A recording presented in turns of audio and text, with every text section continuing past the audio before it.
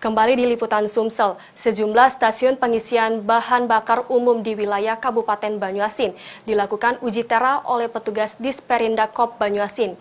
Dari pemeriksaan, ditemukan sejumlah nozzle tidak sesuai takaran.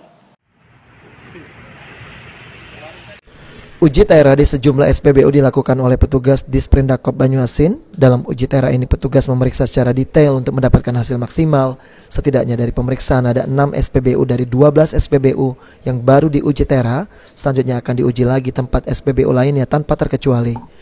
Menurut Kadis Perindak Banyuasin Erwin Ibrahim, sempat ada pergeseran dari alat yang diuji sesuai dengan toleransi ambang batas dan pihaknya langsung melakukan penyegelan alat tersebut agar tidak dilakukan modifikasi.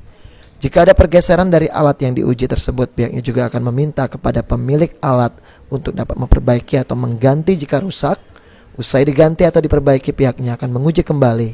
Ya, jadi tujuan kita melakukan uji tera ini adalah ingin memastikan bahwa masyarakat atau konsumen tidak dirugikan dalam transaksi pembelian BBM di lingkungan masyarakat.